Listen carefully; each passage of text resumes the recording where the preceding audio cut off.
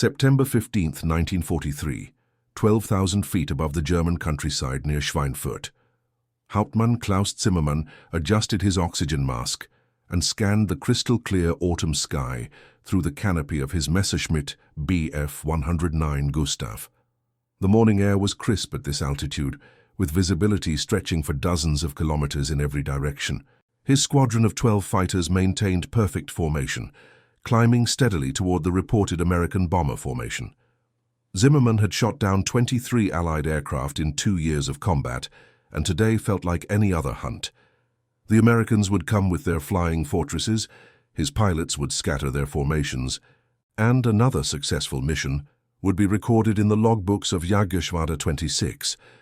What Zimmermann and his experienced pilots could never have imagined was that they were about to witness something that would fundamentally change their understanding of American industrial might and tactical innovation. Before we dive into this story, make sure to subscribe to the channel and tell me in the comments where you're watching from. It really helps support the channel. Within the next 20 minutes, these veteran German aviators would utter words of disbelief that would echo through Luftwaffe briefing rooms for months to come, as they encountered a machine that defied everything they thought they knew about American fighter aircraft. The morning briefing at Jagdgeschwader 26 had been routine. Intelligence reports indicated a formation of approximately 200 Boeing B-17 flying fortresses approaching German industrial targets, escorted by the usual complement of Republic P-47 Thunderbolts. Zimmermann had encountered these American fighters before, and while he respected their ruggedness, he knew their limitations. The Thunderbolt was heavy, weighing nearly 7 tons when fully loaded, making it sluggish in climbing turns compared to his lighter Messerschmitt. German pilots had developed specific tactics to exploit this weakness, using their superior climb rate and maneuverability to gain advantageous positions. Oberleutnant Friedrich Weber, flying wing position to Zimmermann's right, had recently returned from leave in Berlin. At 24, he was considered a veteran with 15 confirmed victories. Weber had grown up in Munich, where his father worked as an engineer for Bayerische Motorenwerke, and his technical background made him particularly observant about aircraft performance characteristics. Through his headset, Weber reported visual contact with the bomber formation, still 20 kilometers distant and several thousand feet below their current position. The American formation was indeed impressive in its scale. 183 B-17 flying fortresses flew in tight defensive boxes, their aluminum fuselages glinting like silver coins against the darker earth below. Each bomber carried 10 crew members and up to 4,000 pounds of high-explosive ordnance, representing a total striking force that dwarfed anything the German Air Force could assemble. Surrounding this aerial armada, approximately 60 P-47 Thunderbolts maintained protective orbits at various altitudes, their distinctive elliptical wings and bulbous fuselages easily recognizable even at considerable distance. Zimmermann keyed his radio transmitter and began coordinating the attack. Standard Luftwaffe doctrine called for a head-on pass against the bomber formation, utilizing the concentrated firepower of multiple fighters to break up the tight defensive formations. The Thunderbolt escorts would be engaged by a portion of the German force, while the remainder pressed home attacks against the bombers themselves. It was a tactic that had proven successful dozens of times throughout the summer months of 1943. What the German pilots failed to recognize was the fundamental change in American fighter tactics that had occurred during the preceding weeks. The Thunderbolts they were observing were not operating under the previous constraint of close escort formation.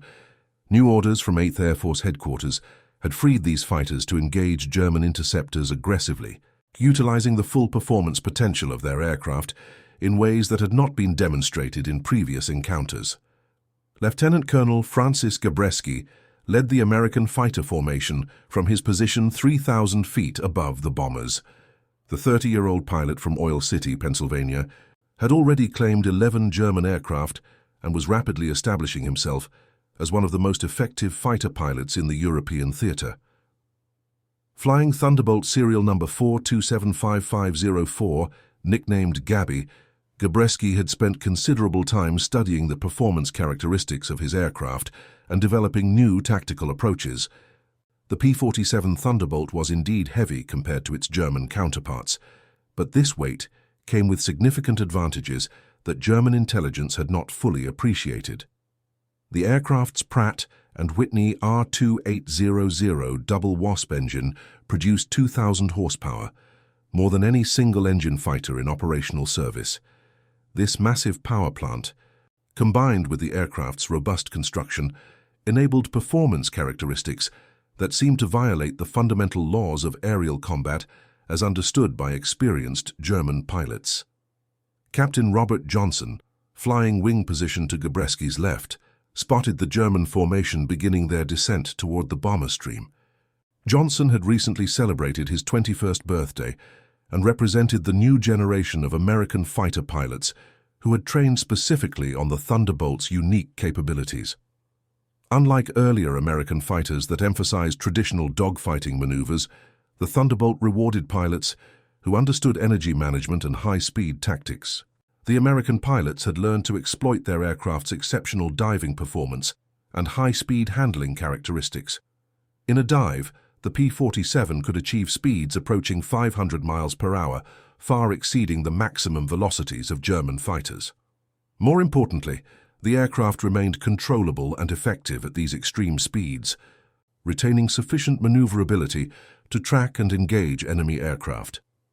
As Zimmermann's formation entered their attack dive against the bomber stream, Gebreski rolled his Thunderbolt into a near-vertical descent from 30,000 feet. The massive fighter accelerated rapidly, its speed building to levels that would have torn apart lighter aircraft.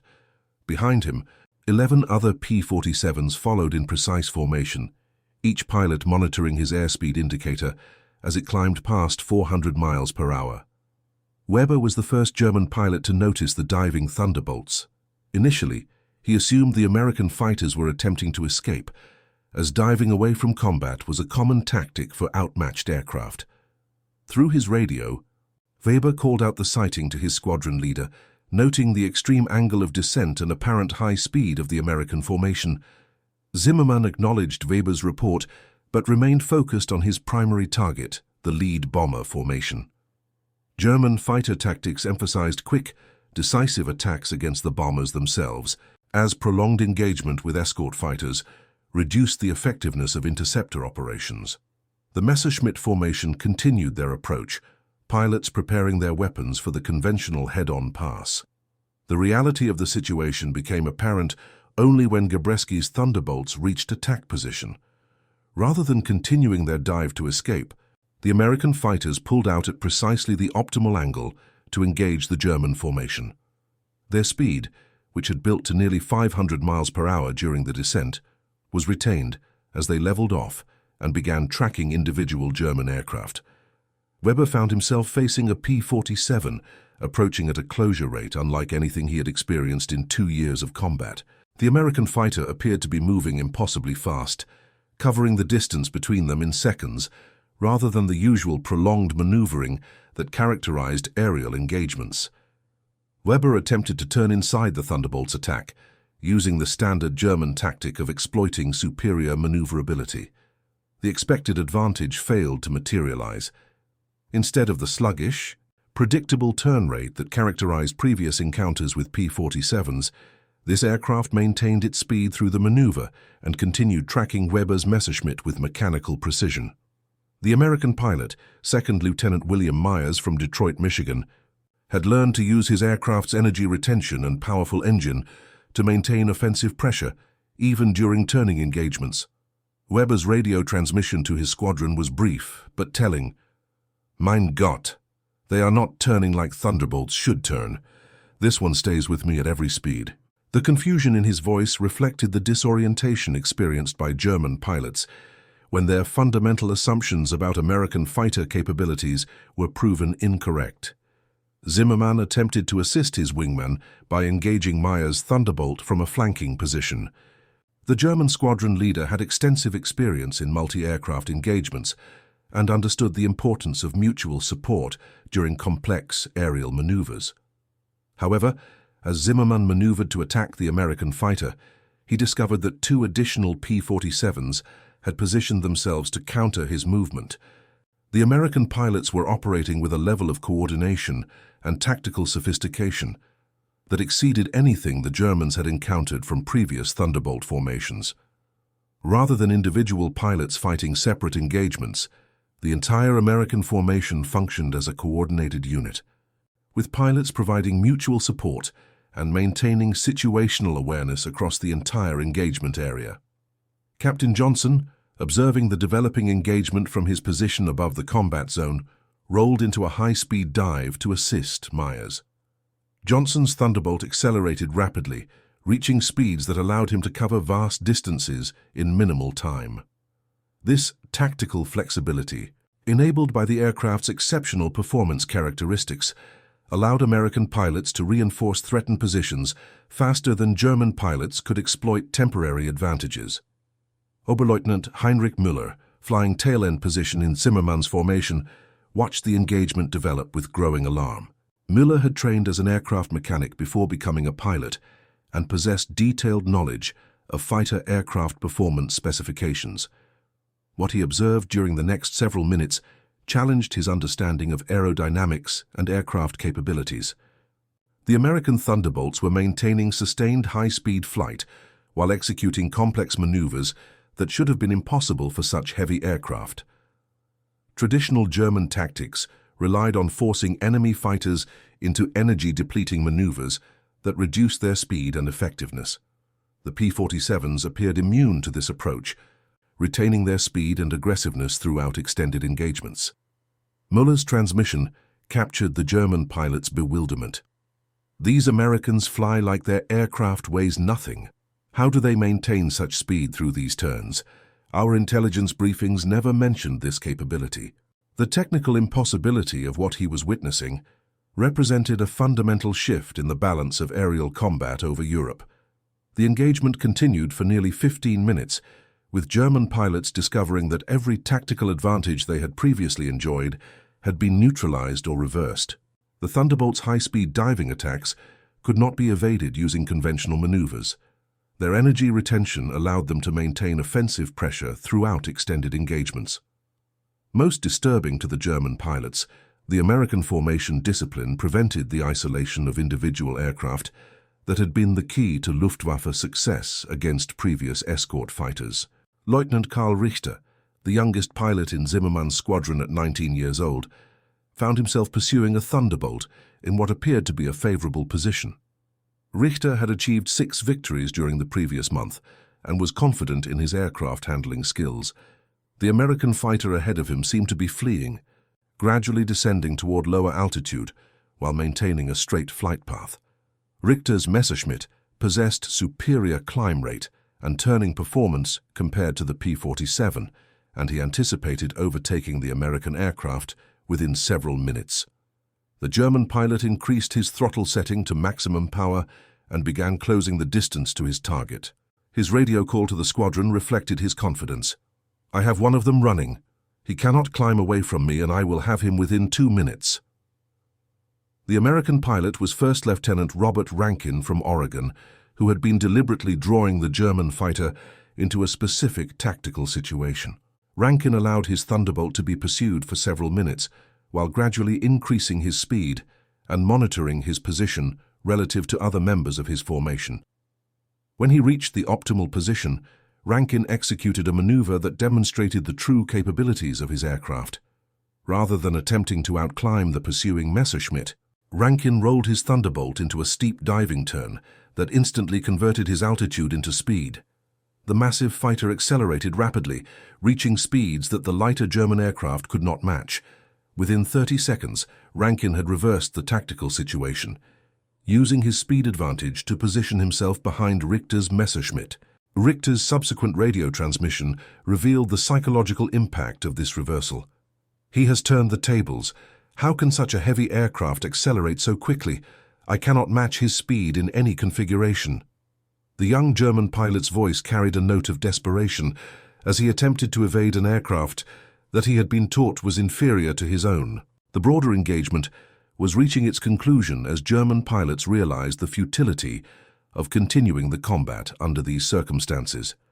Zimmermann ordered his remaining aircraft to withdraw, using a standard disengagement tactic that involved climbing away from the combat area at maximum power. However, even this maneuver proved problematic when facing the improved American tactics. The Thunderbolts did not allow the German fighters to disengage cleanly. Using their speed and energy advantages, American pilots maintained contact with the withdrawing German formation, continuing to apply pressure and prevent the reorganization of German defensive formations. This represented a significant change from previous engagements, where German pilots could reliably withdraw when combat conditions became unfavorable. Weber, who had survived the initial engagement through skillful maneuvering and mutual support from his squadron mates, transmitted his assessment of the American fighters as the German formation withdrew. "These are not the same Thunderbolts we have faced before. They fight like completely different aircraft. Every advantage we have trained to exploit has disappeared." The German pilots' radio transmissions during their withdrawal reflected a mixture of professional respect and tactical concern. Zimmermann acknowledged the superior performance demonstrated by the American fighters while attempting to analyze the implications for future operations. His transmission to wing headquarters was carefully worded but clear in its assessment. The enemy escorts demonstrated capabilities not previously observed. Recommend immediate review of current tactical doctrine for engagements with P-47 formations. Hauptmann Ernst Dülberg, monitoring the engagement from the ground-based radar station at Doberitz, had observed the entire engagement through radio intercepts and radar tracking data. The technical data collected during the engagement provided objective confirmation of the German pilots' subjective observations. The American fighters had maintained speeds and maneuvering capabilities that exceeded all previous measurements. Dülberg's post-engagement report documented radar tracking data, showing P-47 formations maintaining speeds above 450 miles per hour during combat maneuvering. Previous intelligence estimates had rated the Thunderbolt's maximum combat speed at approximately 400 miles per hour, with significantly reduced maneuvering capability at high speeds. The new data indicated that American fighter tactics had evolved to exploit capabilities that German intelligence had not recognized.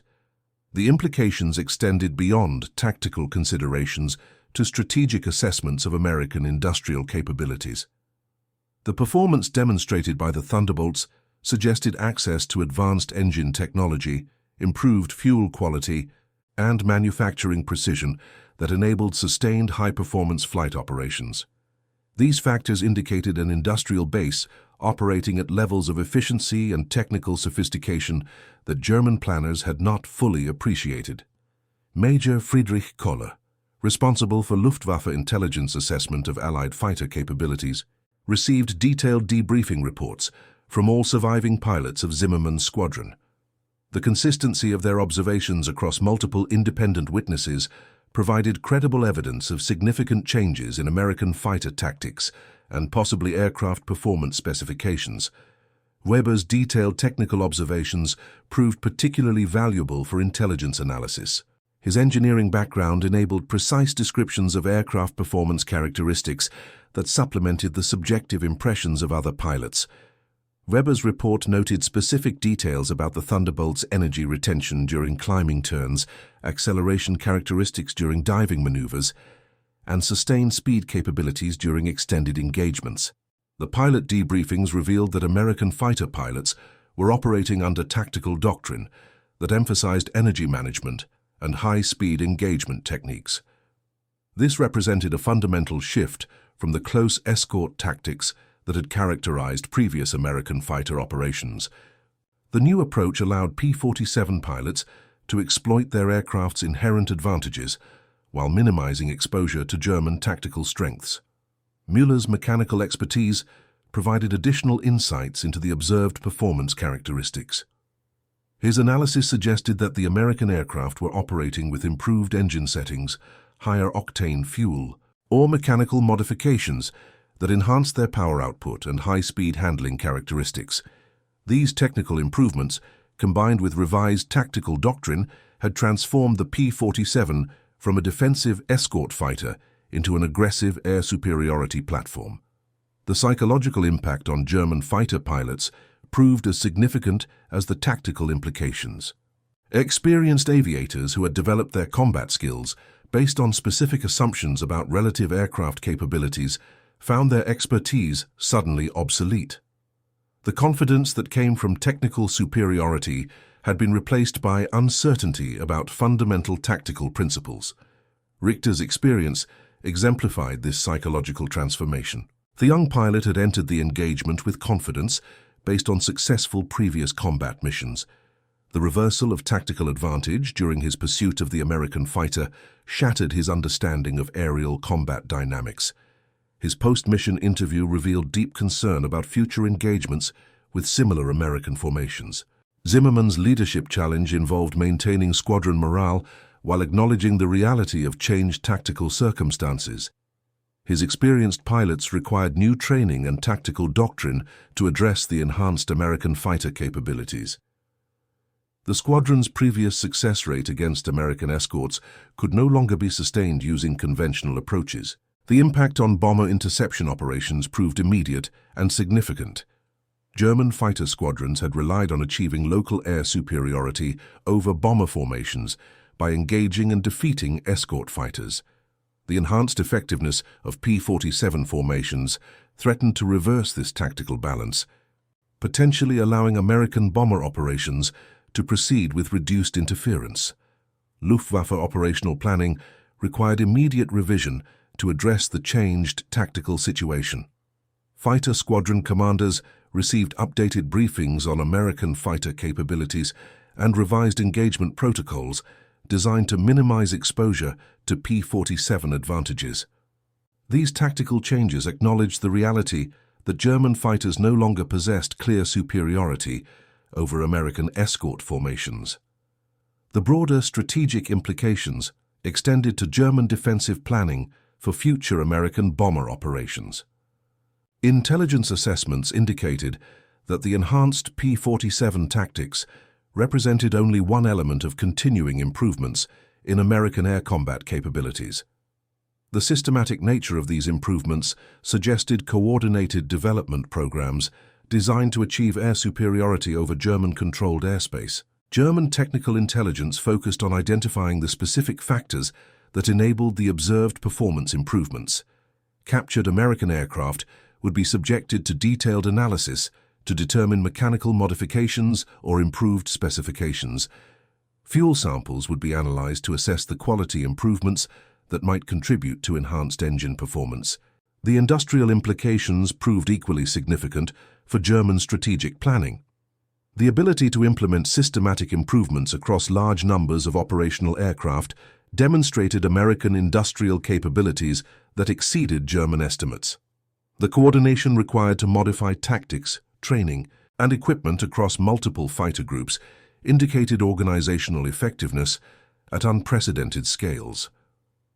Weber's detailed observations about American formation discipline and coordination suggested extensive pilot training programs that produced consistent tactical execution across different squadrons and aircraft.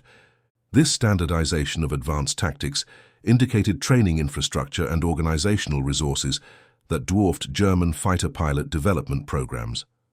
The engagement near Schweinfurt marked a turning point in the air war over Europe, though its significance would not become fully apparent for several months. German fighter pilots gradually adapted to the enhanced American fighter capabilities, but never regained the tactical advantages they had enjoyed during the earlier phases of the bombing campaign. Zimmermann continued flying combat missions until February 1944, when his squadron was transferred to the Eastern Front. His final tally of victories remained at 23, as the increased effectiveness of American escort fighters made successful engagements increasingly rare. Weber survived the war and returned to civilian engineering, applying his wartime observations to post-war aircraft development projects. The words spoken by these German pilots during their encounter with diving P-47 Thunderbolts reflected more than tactical surprise. They revealed the moment when experienced aviators recognized that their fundamental assumptions about air combat were no longer valid. The Americans had not simply built more aircraft. They had developed new ways of fighting that exploited capabilities German pilots had never imagined possible. The transformation of the P-47 from a defensive escort fighter to an aggressive air superiority platform represented broader changes in American air combat doctrine. The industrial capability to modify aircraft, retrain pilots, and implement new tactics across hundreds of squadrons demonstrated organizational effectiveness that would prove decisive in the air war over Europe. And that concludes our story. If you made it this far, please share your thoughts in the comments. What part of this historical account surprised you most? Don't forget to subscribe for more untold stories from World War II, and check out the video on screen for another incredible tale from history. Until next time.